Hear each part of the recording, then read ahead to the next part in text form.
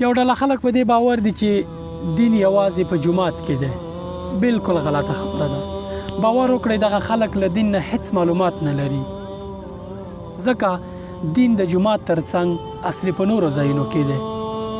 دین ستا په دفتر کې دی، په بازار کې دی، په دکان کې دی، له خلکو سره په چلند کې دی، او د ټولنې په نورو برخو کې دی، بالاخره ستا په کور کې دی. که په دغه ځایونو کې دین پلی نشي، باور وکړئ یوازې د جومات دین تاسې په آخرت کې نشي کامیابولی. د دنیا ژوند ډېر ګران، وخت کم، مسؤلیت ډېر، او د آخرت امتحان ډېر سخت دی. یوازې د جومات دین تاسې په دغه برخه کې نشي بریالی کولی. نو اړ یاست چې په دغه ځایونو کې دین پلی کړئ چې په آخرت کې بریالي شئ. ان الله يحب العمل ان يتقنه.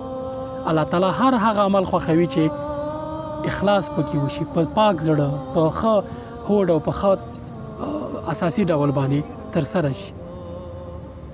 که عمل دغسې نه وي، له خلکو سره چلند دغسې نه وي، دکانداري دغسې نه وي، راکړه ورکړه د الله تعالی د خوښې وړ نه وي، باور وکړئ هېڅ ګټه درته نه کوي. او که برعکس د الله تعالی د خوښې وړ وي، د آخرت په لوی امتحان کې تاسې بریالي کولی شي.